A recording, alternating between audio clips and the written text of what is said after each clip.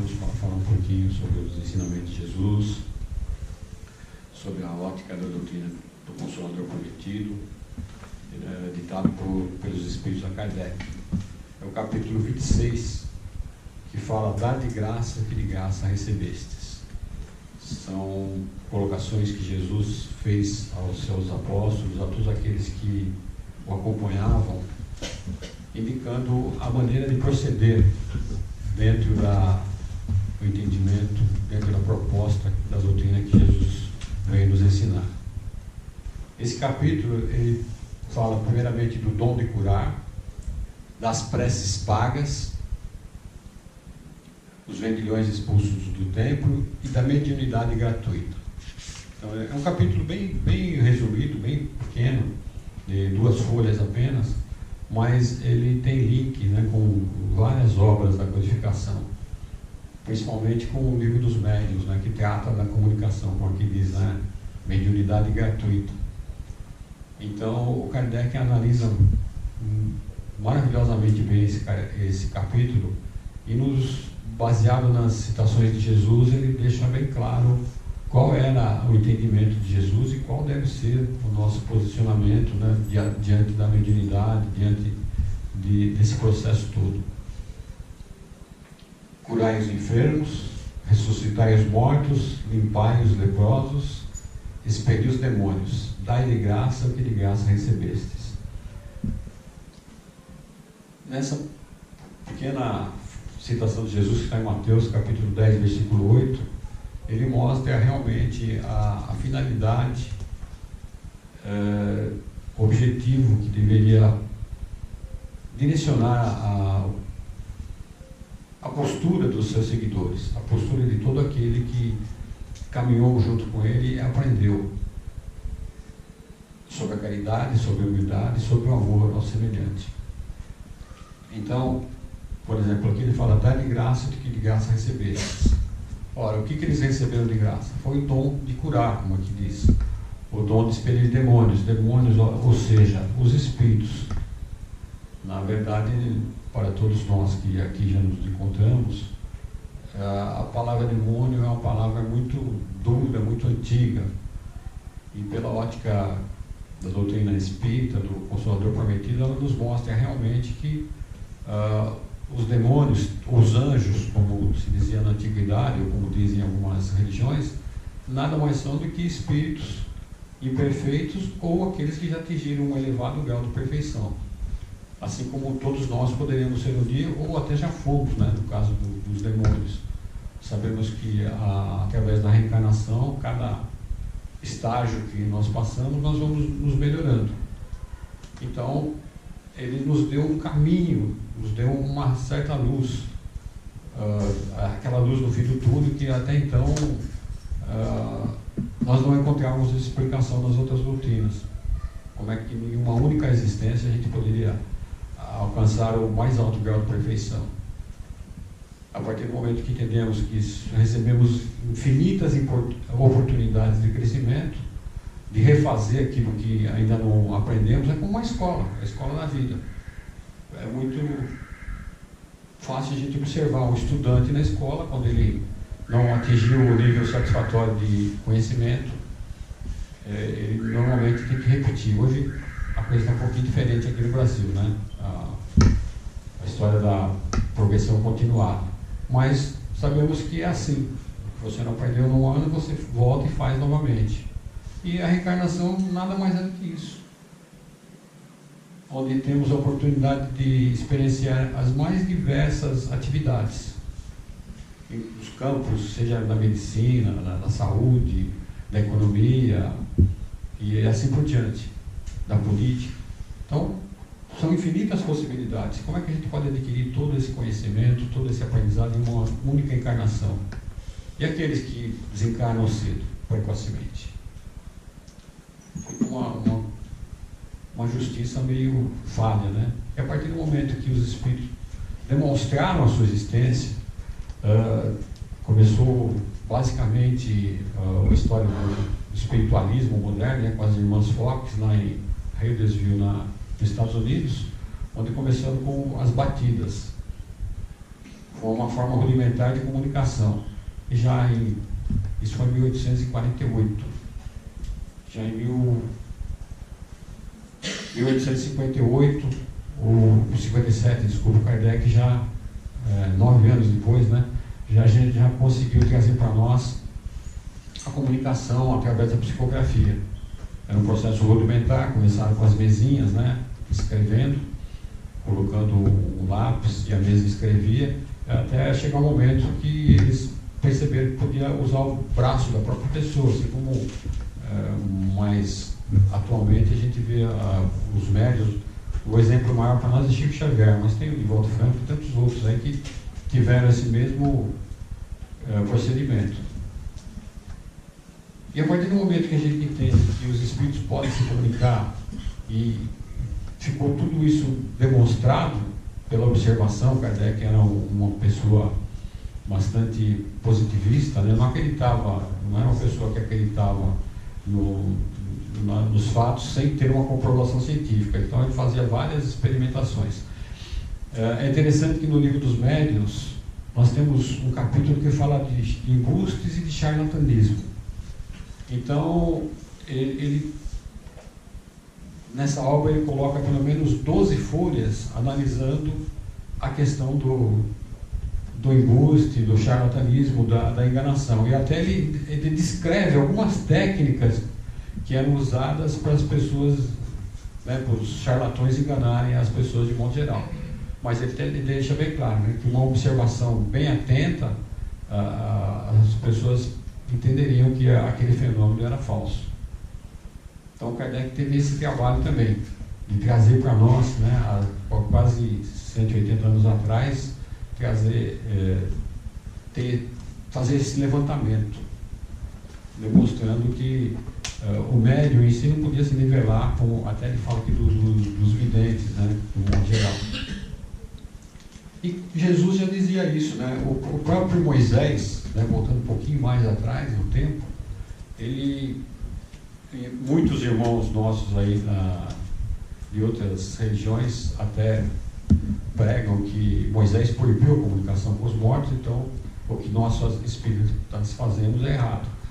E Kardec, no livro A Gênese, ele faz uma análise com relação a isso, dizendo que Moisés proibiu por causa do abuso das comunicações. Elas eram focadas, né, direcionadas sempre no aspecto material, para buscar facilidades ou até de alguma forma atrapalhar a vida do semelhante. Então Moisés já naquela época já havia proibido esse tipo de manifestação, porque realmente ela estava atrapalhando o desenvolvimento daquelas pessoas. Então ele realmente proibiu. Vamos em frente aqui.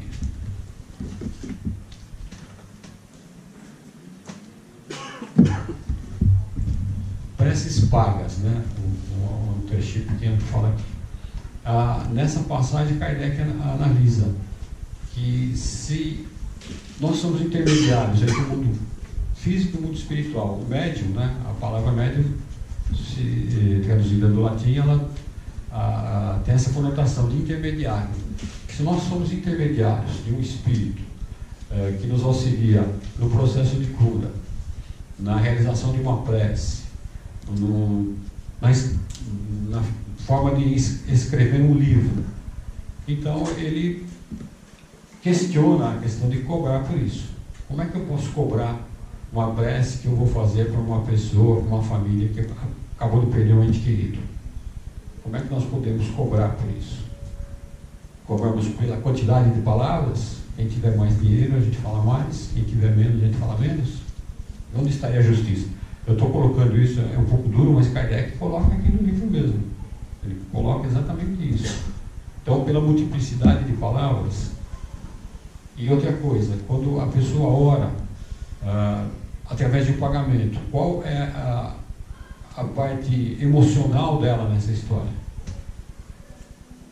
Ela está orando com sentimento ou visando apenas o lucro? E se ela visa o lucro, então...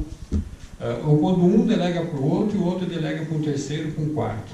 Onde vai parar o sentimento, a moral e a vontade realmente de direcionar, levar uma prece a Deus em favor ou do enfermo ou do desencarnado. Então, o Kardec faz esses questionamentos que é para mexer realmente com o nosso entendimento. Por que eu vou pagar para alguém? Até pouco tempo atrás, vou falar pessoalmente, né, de um caso que eu tenho conhecimento. A gente conhecia uma senhora que, vocês já devem ter ouvido o termo, né, que os mais jovens aqui devem ter ouvido o termo, chamado de carpideira, né? A pessoa que era contratada para ir no velório, para ficar orando, chorando. Eu conheci uma senhora assim até poucos anos atrás. É uma coisa totalmente sem sentido, né? Não faz. Não merece nem muito comentário, né? Mas, infelizmente, são coisas que já acontecem. A prece é um ato de caridade, um impulso do coração. Fazer pagá-las, as preces que dirigimos a Deus pelos outros, é nos transformarmos em intermediários assalariados. A prece se transforma, então, numa fórmula que é cobrada segundo o seu tamanho. Olha, de duas umas. Deus mede ou não mede as suas graças pelo número das palavras. Se ele mede pelo número das palavras, quem é pobre não pode pagar. Então não vai. Então não faz o menor sentido isso, né? E se poucas palavras realmente direcionadas a Deus com vontade, se elas resolvem o problema, então por que cobrar? Se eu vou falar 20 segundos, 15 segundos, umas poucas palavras que expressem o sentimento. Então não tem sentido. Então aqui o Kardec, na época, ele mexeu no dinheiro marimbondo, né? As preces pagas ainda tem outro inconveniente, é que aquele que compra, que as compras se julga no direito de dispensar de orar. Se eu já paguei para alguém, por que eu vou orar? Não, eu já paguei. Vou contratar um cara que é especialista nisso. Não faz sentido. Aqui agora eu vou passar mais à frente e fala dos médiuns modernos. Os médiuns modernos, pois os apóstolos também tinham mediunidade, receberam igualmente de Deus um dom gratuito, que é o de ser intérpretes dos espíritos. A gente, quando fala isso, já lembra do nosso Chico, né? Como que o Chico iria cobrar daquelas milhares ou dezenas ou centenas de milhares de pessoas que ele atendeu, que foram em busca de uma palavra de alento pela perda de um ente querido, ou pessoas que estavam enfermas, desenganadas. E a função do médium é exatamente essa, de ser intermediário dos espíritos. Os espíritos vão inspirá-los a dizer algo de bom, de útil, de proveitoso para aquela pessoa que está passando por um momento difícil, muitas vezes de desespero. E como que se vai cobrar por isso? É muito complexo isso, né? Receberam igualmente de Deus um dom gratuito, que é o de ser intérprete dos espíritos, para instruírem os homens, para lhes ensinarem o caminho do bem e levá-los à fé, e não para lhes venderem palavras que não lhes pertencem. E foi exatamente essa a visão do Chico, né? Ele não cobrou pelos livros porque não eram palavras dele, eram palavras de outros espíritos, do Emmanuel, do irmão X, né? Humberto Campos, André Luiz e de muitos outros. Como que ele poderia cobrar por algo que não lhe pertence? Até tem muitas análises feitas por especialistas com relação às obras do Chico, que muitos diziam que ele era pastiche, né? A pastiche é quando você copia não a obra, mas o estilo da pessoa, escreve com o mesmo estilo que o escritor escrevia. Até um crítico na época falou o seguinte: se o Chico realmente faz pastiche de tantas pessoas, ele deveria ter todas as cadeiras da Academia de Letras, porque seria um talento notável, né? Ele escreveu os mais diversos estilos, escreveu sobre Castro Alves, né, Rui Barbosa e tantos outros poetas do passado. Os mais recentes que a gente tem mais notícias, que a gente acompanha mais, são os livros, né? Realmente do André Luiz, do Emmanuel, do Humberto de Campos. E como ele poderia cobrar por isso. E até ele foi processado por isso, né? Eu acho que muitos de vocês já tiveram a oportunidade de ver isso até na internet. Tem muita gente que fala sobre isso. A família do irmão X, do Humberto de Campos, por isso que ele mudou de nome, né? É Humberto de Campos, era Humberto de Campos Veras. Era um escritor famoso. Ele desencarnou e, acho que se eu não me engano, 4 meses depois ele já escreveu o primeiro livro, através da mediunidade do Chico. E a família processou não pelo fato de ele estar escrevendo. Eles queriam os direitos autorais do livro. Não estavam preocupados se era morto, a questão moral, estavam preocupados com o dinheiro. Aí ele acabou mudando o nome, né, usando o pseudônimo de irmão X e continuou escrevendo. E dentro da doutrina ficou corrente que era a mesma entidade, né, o mesmo espírito que estava se manifestando. São livros excelentes também que nós podemos recomendar a sua leitura.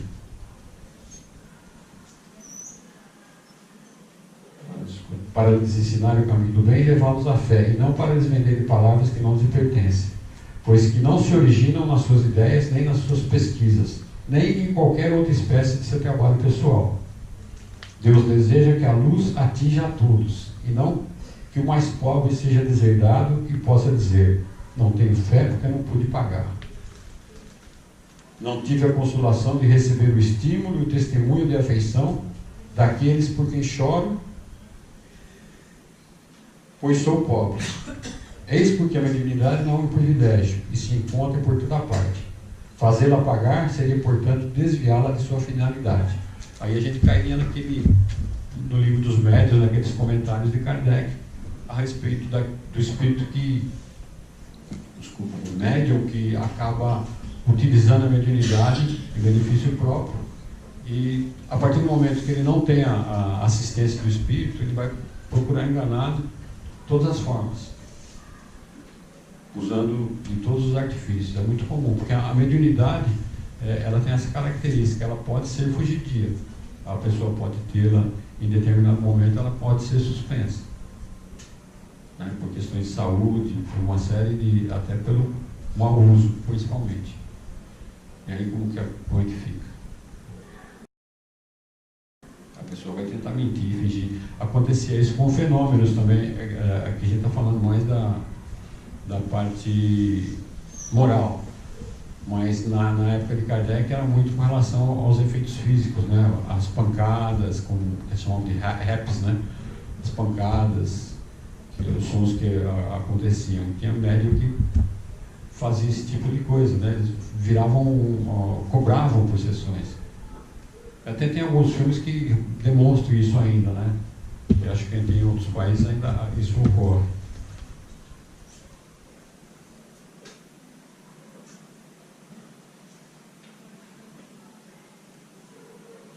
Aqui ele diz ainda, ó, não seria ainda uma profanação evocar por dinheiros os seres que respeitamos ou que nos são caros? Uma questão moral, uma questão ética bastante complexa. Nós fazemos uso da mediunidade de uma maneira assim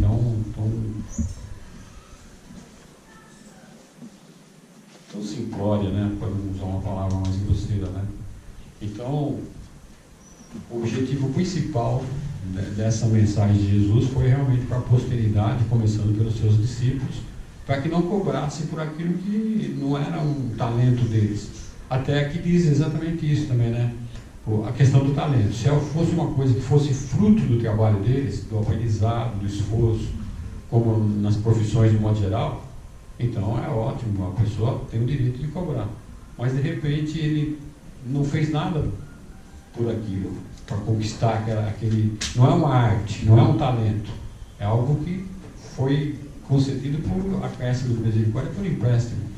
E como aqui disse, né, para que possa atender as pessoas de modo geral. Então não tem por que cobrar por isso. Então temos que estar atentos, né, a essas questões. Deixa eu ver. Exemplos que nós temos, né, o maior aí foi do Chico, né, que levou o socorro, o amparo, o consolo a tantas pessoas. E o que nós que nos tem chegado, na verdade, é uma pequena cota, né?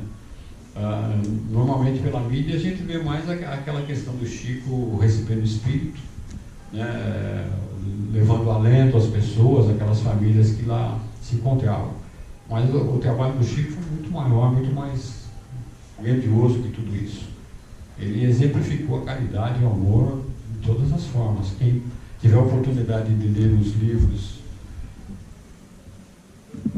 que narram a sua trajetória, vai ver que ele realmente era uma pessoa extremamente caridosa. Já para começar, antes dele iniciar o trabalho, ele tinha uma preocupação muito grande com a sua família, com as suas irmãs. Ele não queria assumir nenhum compromisso espiritual sem que toda a família dele estivesse devidamente encaminhada. As irmãs já casadas, né, que não dependessem do apoio dele, do apoio financeiro. E daí por diante, ele foi sempre o esteio de todas aquelas pessoas que o buscavam. Espíritos familiares que reencarnaram junto de sua família, quem tiver a oportunidade de ler, vai ver que ele socorreu, amparou, cuidou da pessoa diariamente, alimentando, limpando as feridas. Então, ele teve esse trabalho muito paralelo à questão do que nós conhecemos dos livros, simplesmente de receber espírito. Antes de mais nada, ele exercitou realmente o amor, a caridade. Passes que ele aplicava, a gente não vê isso, mas existem documentários até na televisão que mostram isso. As curas que ele promoveu, ele tinha praticamente todas as faculdades medianímicas, tanto de ver o espírito, ouvir, né, conversar, escrever, curar. Então ele realmente foi um exemplo e que não cobrou nada de tudo isso. Pela obra dele aqui, pelo menos a gente tem catalogado 412 livros e tinha mais de 25 para serem lançados. Não tenho precisão ainda se já todos foram lançados. E ele não recebeu um tostão desses livros. Foi acusado injustamente, foi até por um sobrinho dele, por uma questão financeira, né, acabou sendo corrompido, né, e fez uma denúncia contra o Chico, mas na verdade ele havia sido comprado. E o Chico perdoou. O Chico perdoou por esse sobrinho, porque eles não entendiam a missão do Chico, eles achavam que aquilo tinha que haver um retorno material para ele, sim. O pai dele também pensava assim. Tiveram a oportunidade de viver junto, né, de uma pessoa maravilhosa, mas não o compreenderam. Mas a gente sabe que tudo isso passa, tudo isso é uma questão, a reencarnação explica tudo isso. Mais que isso, mostra que se nós falhamos, nós temos novas oportunidades de nos redimirmos.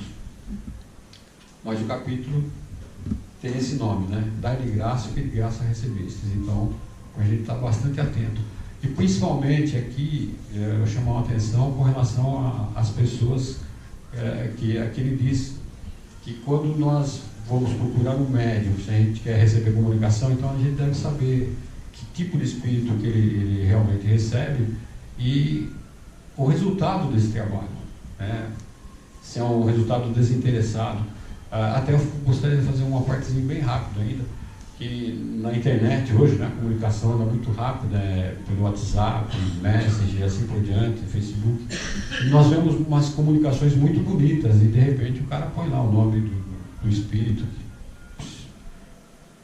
que poderia estar assinando aquela mensagem. E muitas pessoas acabam recebendo isso como uma verdade absoluta. E nós temos observado muitas falhas, né? A pessoa às vezes usa essa ferramenta para se promover. De repente você vai ver que ele está escrevendo bonito, mas depois ele põe lá o consultório dele. Tem outros ainda que vão mais além. De repente você vê que uma comunicação tem um espírito que não é nem conhecido, né? Foi talvez um filósofo mais ou menos recente, mas que não é uma pessoa assim tão conhecida. E de repente você vai analisar, a internet tem esses pulos, né? Aí você põe o nome do cara no Google, vai dar que ele está com alguns processos na justiça aí, né? Com problema envolvido com drogas, assim por diante. Então, vamos estar atentos com essas. informações que vêm pela mídia e não aceitar tudo, né, de mão beijada, né, ou verdade absoluta, fazer o que Kardec realmente nos indica, né? Vamos analisar essas comunicações, ver se não tem um interesse por trás, se não tem um outro fundo qualquer. Tá bom? Obrigado. É o capítulo 26. Vamos passar agora a palavra para o mentor da noite, que trará suas considerações.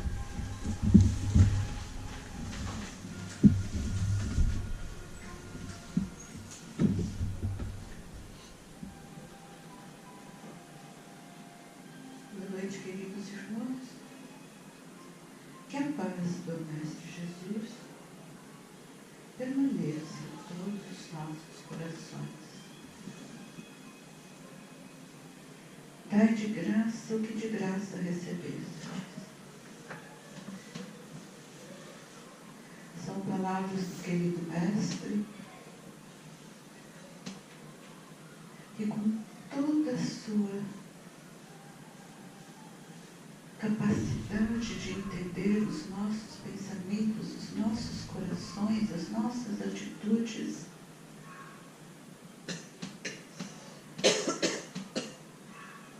com muito amor, nos instruiu, nos orientou há 2000 anos. A maior herança que recebemos, os ensinamentos do Mestre. Quando encarnados, estudamos, trabalhamos, exercitamos,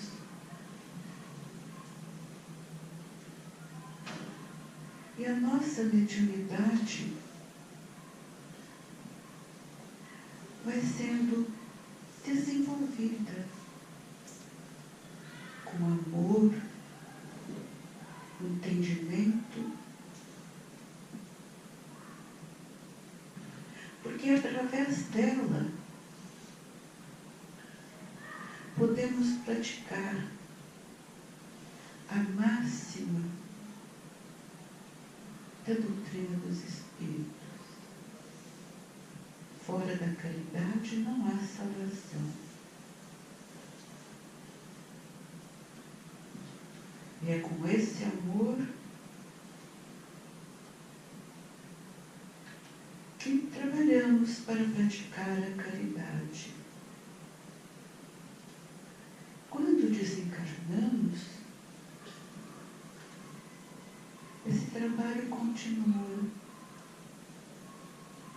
Nossos mentores sempre nos auxiliando, sempre nos orientando,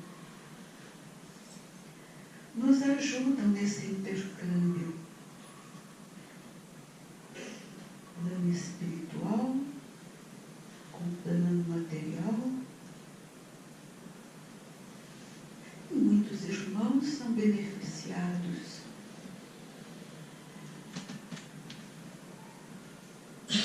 Porque tudo é feito com muito amor. Recebemos de graça e de graça estamos doando.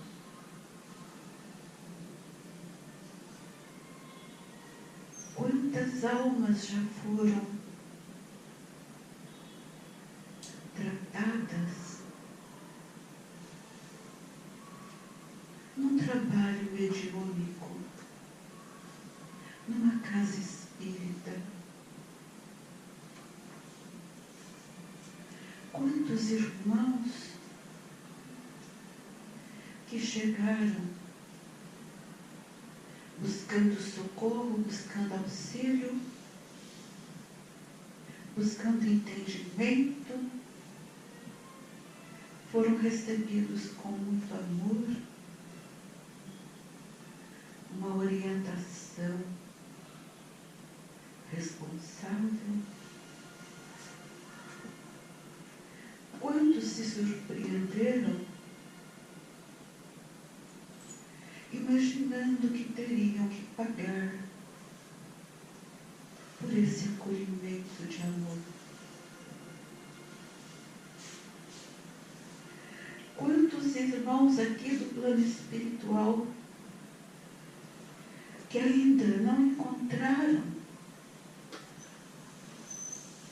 a luz que necessitam,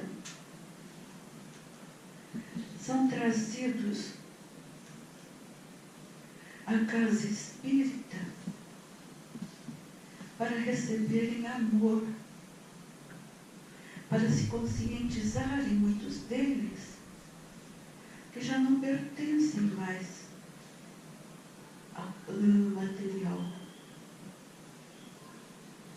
Alguns rebeldes, outros não, alguns com amor, mas faltando a compreensão, o entendimento necessário.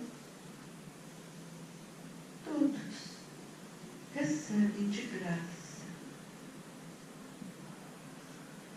Todos nós recebemos de graça essa doutrina maravilhosa. Nos prepara, encarnados e desencarnados, para a prática do amor, a prática da caridade. O que nós recebemos? Evolução moral, evolução espiritual,